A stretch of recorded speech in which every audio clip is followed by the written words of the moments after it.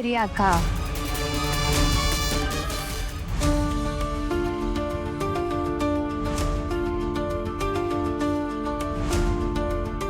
இவ இவ மேல இருந்து எப்படி இறங்குறா?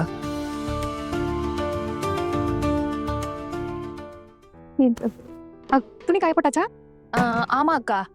மாடியில எல்லா துணியையும் காய போட்டுட்டேன். இது எப்படி நடந்துச்சு? நானே இவளை என் கண்ணால வெளியே பார்த்தேனே.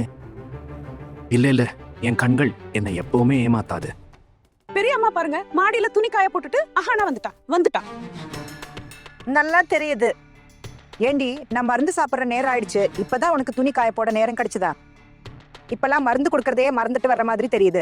இல்லத்த, அப்படிலாம் ஒண்ணும் இல்ல. இதோ இப்ப கொடுத்துடுறேன். அட, துணி ரொம்ப அதிகமா இருந்துச்சுல்ல, அதான் காய போட ரொம்ப நேரம் ஆயிடுச்சு. அப்புறம் வீட்டை சுத்தம் பண்ணவும் இன்னைக்கு ரொம்ப நேரம் ஆயிடுச்சு. பாத்தியா எப்படி சடன்னு பொய் மேல பொய்யா சொல்லிட்டே இருக்கான். பயங்கர பேச்சுக்கே இவளுக்குள்ள இடம் இல்ல. உண்மையதான் சொல்றீங்க அக்கா. அப்புறம் இந்த உங்க நடு கொழுந்தனார் இருக்காரே, இவர் ஆரம்பிச்சுட்டாருன்னா இப்போ இன்ஸ்பெக்டர் மாதிரி மாறி விசாரணை பண்ண ஆரம்பிச்சுடுவாரு. அப்புறம் நாம காலிதான். அது அக்கா, எனக்கு என்னமோ இவர் அஹானாவை பார்த்துட்டாரோன்னு தோணுது. ஏன் தெரியல, இவருக்கு ஏதோ விஷயம் தெரியும்னு தோணுது. கண்டிப்பா தெரியும், பாரு எப்படி பாக்குறாருன்னு. விடுங்கக்கா, பார்த்திருந்தாலும் பார்த்துட்டு போறாரு. அவர் ஒன்னும் சொல்லல. பார்த்திருந்தாலும் எப்படி நிரூபிப்பாரு?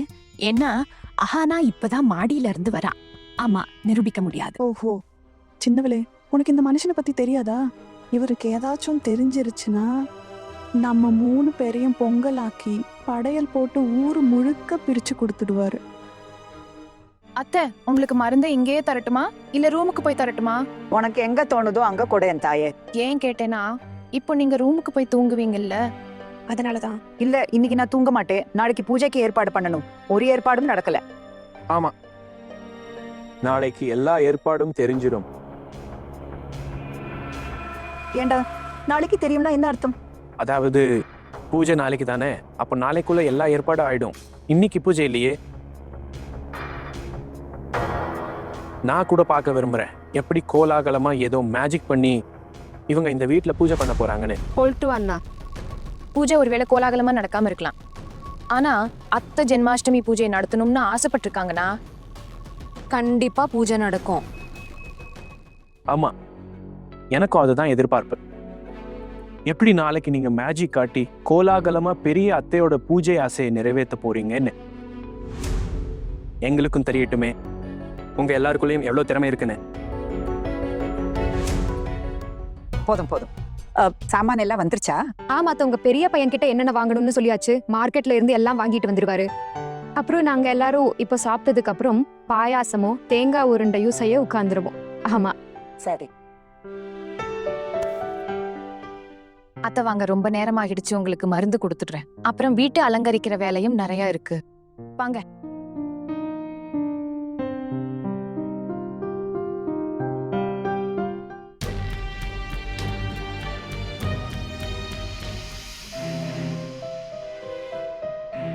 என்னது இது ஆஹானா? உன்னை அடகு கரை சித்தி வீட்டுக்கு போக கூடாதுன்னு தடுத்த இல்ல, நீ மறுபடியும் அங்க போயிட்ட. அக்கா, அப்புறமா கோவப்படுங்களேன் ப்ளீஸ். நாளைக்கு பூஜைக்கு இன்னும் எவ்வளோ ஏற்பாடுகள் மிச்சம் இருக்கு. நான் சீக்கிரமா எல்லா வேலையும் முடிச்சிடுறேன். அப்புறம் உங்களுக்கு எவ்வளோ தோணுதோ அவ்வளோ திட்டுங்க. ஒரு நிமிஷம். இது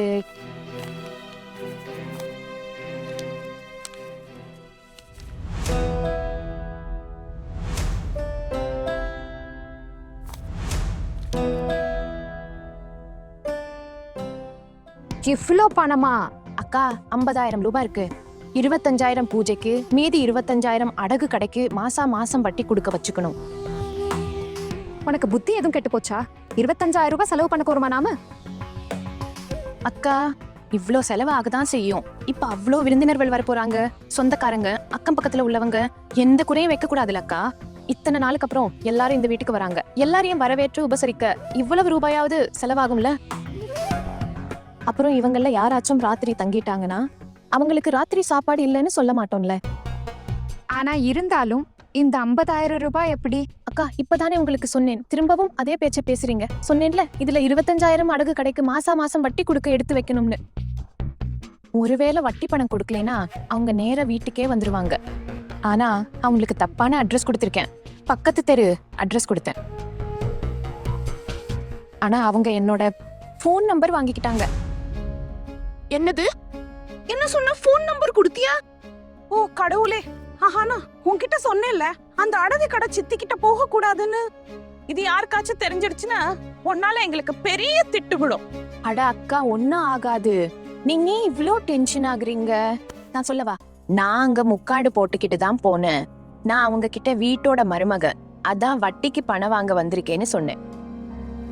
அதனாலதான் முகத்தை மறைச்சுக்கிட்டு வந்தேன்னு சொன்னேன். சித்தி ரொம்ப அப்பாவி, என் பேச்ச உடனே நம்பிட்டாங்க. பாரு அஹானா, ஒரு விஷயத்த ஞாபகம் வச்சுக்கோ. இந்த தெருவுல உள்ள எல்லா பொம்பளைங்களுக்கும் அழைப்பு கொடுக்குறோம். யாராவது தவறுதலா அடகு கடை சித்திக்கும் அழைப்பு கொடுத்துட்டாங்கன்னா எல்லார் முன்னாடியும் நம்ம குட்டு வெளிப்பட்டுடும். இந்த வீட்டுக்காரங்க இவங்க நம்ம மண்டையே உடைச்சிருவாங்க, அவ்வளவுதான். ஆமா, மண்டையை உடைச்சிருவாங்க. அட அக்கா, நீங்க ஏன் பயப்படுறீங்க? ஒரு விஷயம் சொல்லுங்க, அடகு கடை சித்தி இங்க வந்தாலும் என்னை எப்படி அடையாளம் கண்டுபிடிப்பாங்க? நான் என் முகத்தை அவங்க கிட்ட காட்டவே இல்லையே, இல்லையா? நான் முக்காடு போட்டுட்டு தானே போனேன். அவங்க என் கைய மட்டும்தான் பார்த்தாங்க. அப்புறம் கைய வச்சு எப்படி என்னை அடையாளம் கண்டுபிடிப்பாங்க? இருந்தாலும் நீங்க சொல்றீங்கன்னா நான் ஒரு வேலை பண்றேன். நான் நாளைக்கு என் கையில உள்ள நகைகளை மாத்திக்கிறேன். என்னவோ தெரியல, ஆனா எனக்கு ரொம்ப டென்ஷனா இருக்கு. ஐயோ அக்கா, நீங்க இப்படி தேவையில்லாம டென்ஷன் ஆயிட்டே இருக்காதீங்க. இல்லடி அஹானா, உன்னை போல தைரியம் எங்க யாருக்கும் இல்ல. கும்பிடு, உன் துணிச்சலுக்கு பெரிய கும்பிடு. இந்த வீட்ல நீ என்னென்ன பண்றியோ அத பத்தி நாங்க நினைச்சு கூட பார்த்ததில்ல. அக்கா, எப்பவாச்சும் ஒரு நாள் நம்ம இந்த விதிகளை மீறிதானே ஆகணும். இல்லனா எப்படி வாழ்றது? அத்தைய பாருங்களே, எப்படி தம் வாழ்நாள் முழுக்க கஷ்டப்பட்டு கழிச்சாங்க.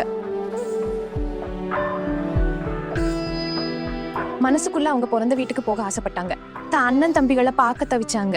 ஆனா விதிகளால அவங்க போகவே முடியல. ஆனா இப்ப பாருங்க, அம்மாவோட ஆசை நிறைவேறினதும் அவங்க எப்படி மாறிட்டாங்கன்னு. அத போல அக்கா, நாமும் சில சமயங்கள்ல நம்ம மனசு சொல்றதை கேட்கணும். அப்படி கேட்கலனா பாருங்க, நம்ம வாழ்க்கையும் இப்படியே முடிஞ்சிடும். அப்புறம் எப்படி தோணும்னா சுதந்திரமா மூச்சு கூட விட முடியலன்னு தோணும். ஆஹானா நீ சொல்றது எல்லாம் சரிதான். ஆனா நம்ம மாமியார் 2 பேரும் எங்க போனாங்கன்னு சொல்லு. எதுவும் சொல்லாம அப்படியே போயிட்டாங்க. எப்ப திரும்பி வருவாங்கன்னு கூட தெரியல. அண்ணி, அந்த பொண்ணுக்கு அப்படி ஒரு பாடம் கத்து கொடுப்பேன். வாழ்நாள் முழுசா துள்ளுறதையே மறந்துடுவா. எத்தனை பேர் வருவாங்க நீ கணக்கு பண்ணீங்களா? இந்த தெருவுலயே சுமார் 100 பேர் ஆகிடுவாங்க. அப்புறம் பொங்கோவோட பிறந்த வீட்டுக்காரங்க, அக்காவோட பிறந்த வீட்டுக்காரங்களும் வருவாங்களே. ஒரு காரியம் பண்ணுங்க அண்ணி, நீங்க உங்க பிறந்த வீட்டுக்காரங்களுக்கும் அழைப்பு கொடுத்துருங்க. அண்ணி, நான் தானே என் பிறந்த வீட்டுக்காரங்களை கூப்பிடணுமா? சரி விடுங்க, நானே சொல்லிடுறேன். உங்க பிறந்த வீட்டுக்காரங்களுக்கும் நம்ம சொந்தக்காரங்க எல்லாருக்கும் அழைப்பு கொடுத்துடுறேன். சுமார் 100-150 பேராவது கண்டிப்பா வருவாங்க. என்ன சொல்றீங்க அண்ணி? அட அண்ணி, இல்லைன்னா நம்ம அவங்களெல்லாம் எப்படி மாட்டி விட முடியும்? அந்த பொண்ணுக்கு தைரியம் கொஞ்சம் அதிகமாயிடுச்சு. மாமியாரோட ஆசைய நிறைவேற்றணுமா. நாளைக்கு பாக்குறேன் அவ மாமியார் அவமானப்படாம எப்படி காப்பாத்துறானே. அர்ஜுனோட ஆட்டமும் அடங்கிடும். தன் பொண்டாட்டிய தலையில தூக்கி வச்சிருக்கான்ல. ஒரு விஷயத்த ஞாபகம் வச்சுக்கோங்க சின்னண்ணி, அந்த பொண்ண இந்த வீட்டை விட்டு துரத்தாம நான் ஓய மாட்டேன். இன்னைக்கு வரைக்கும் யாரும் செய்ய முடியாதத அவ செய்ய வந்திருக்காளாம். அண்ணி, ஒருவேளை முன்னாடியே சொல்லலனா எல்லாரும் பசியோட தானே திரும்ப வேண்டி இருக்கும். இது சரியா இருக்குமா? அட, நான் அதைத்தானே விரும்புறேன் அண்ணி. எல்லாரும் பசியோட திரும்பி போகணும்னு தான். அப்பதானே நம்ம அன்பான அண்ணி துர்காதேவி சென்னுக்கு தான் எவ்வளோ பெரிய தப்பு பண்ணியிருக்கோன்னு புரியும். அந்த முட்டாள் பொண்ணை போய் தலைவியாக்கி இப்போ எல்லார் முன்னாடி அவமானப்படும் போது அப்போ அவளோட பெரிய பெரிய பேச்செல்லாம் காத்துல பறந்துடும். இத்தனை பேருக்கு சாப்பாட்டு ஏற்பாடு அவங்க பண்ணியிருக்க மாட்டாங்கல்ல. ஆனா தாக்கூர் அண்ணி, ஒருவேளை உங்ககிட்ட யாராச்சும் இத்தனை பேரை ஏன் கூப்பிட்டீங்கன்னு கேட்டா வேற யாருக்கிட்டயாவது கேட்டா? நான் அப்படி என்ன பண்ணிட்டேன் அண்ணி? இந்த தெருவில் உள்ள மருமக பொண்ணுங்களை தானே கூப்பிட்டேன். அவங்க வீட்டு ஆம்பளைங்களும் கூட வந்தா நான் என்ன பண்ண முடியும்? என்ன கூப்பிடணும்னு யாரும் தனியா சொல்லி அனுப்பல இல்லையா? அது சரி அண்ணி, என் முன்னாடி அவங்களோட ஒவ்வொரு தந்திரமும் தோத்து போயிடும். என்னை பத்தி தெரியல அவளுக்கு. பக்கத்து வீட்டு பொண்ணுங்களுக்கு அழைப்பு கொடுக்க போயிருக்கலாம். பரவாயில்ல, நல்லதுதான். இல்லைன்னா பெரியம்மா நேரா போக வேண்டி இருந்திருக்கும். ஏற்கனவே அவங்களுக்கு உடம்பு சரியில்லை. இந்த வெயில்ல போயிருந்தா அவங்க உடம்புக்கு நல்லது இல்ல. அப்புறம் இந்த பகுதியில வேற யாருக்கும் அழைப்பு கொடுக்க வேண்டியது இல்ல. எவ்வளவு நேரம் ஆக போகுது? ஒரு 4-5 வீடு தானே.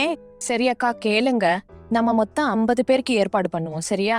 அதே கணக்குல எல்லாத்தையும் ரெடி பண்ணுவோம். 50 பேரா? ஏதாவது சமையல்காரரை கூப்பிச்சுந்தா எவ்வளவு நல்லா இருந்திருக்கும்ல. ஆனா நம்ம வீட்டுக்காரங்க இதை ஒத்துக்கவே மாட்டாங்களே. பெரிய சமையல்காரருக்கு என்ன அவசியம்? நம்ம 4 பேர் இருக்கோம்ல, நம்ம 4 பேரும் சேர்ந்து செஞ்சிடுவோம். ஏன் தேவையில்ல? ரொம்ப தேவை இருக்கு. பிரசாதம் தயார் பண்ணணும், நைவேத்தியம் செய்யணும், அப்புறம் அதை பரிமாறவும் செய்யணும். இதெல்லாம் எப்படி நடக்கும்? நம்மால இதெல்லாம் செய்ய முடியுமா? அட அக்கா, கண்டிப்பா முடியும். ஏன் முடியாது? ஒரு காரியம் பண்ணுவோம். நம்ம அதிகாலை 4 மணிக்கே எழுந்து விருந்தினர்கள் வர்றதுக்கு முன்னாடியே படையலை செஞ்சிருவோம். ஆமா. அப்புறம் ஐயர் வந்ததும் அவர் கூட சேர்ந்து மீதி ஏற்பாடுகளை பண்ணிடுவோம். அதுக்கப்புறம் படையலை எல்லாருக்கும் கொடுத்துடுவோம். ஆமா, சரி, இது சரியாதான் இருக்கும். எப்படியும் 50 பேருக்கு தானே பிரசாதம் தயார் பண்ணணும். நாமளே சேர்ந்து செஞ்சிருவோம். இது ஒண்ணும் அவ்வளோ பெரிய விஷயம் இல்லையே. இதுதான் விஷயம். நம்ம 4 பேரை முடிவு பண்ணிட்டா இன்னும் நிறைய விஷயங்களை செய்ய முடியும். அப்படியா? ஆனா இப்போதைக்கு இதுவே போதும். ஸ்ரீ கிருஷ்ண பகவானே, உங்க அருளை மட்டும் எப்பவும் கொடுங்க. பணத்துக்கு தான் நீங்க ஏற்பாடு பண்ணிட்டீங்களே. இப்போ எங்க முறை. நான் மனசார உங்களை ஆராதிக்கிறேன். யானை, குதிரை, பல்லக்கு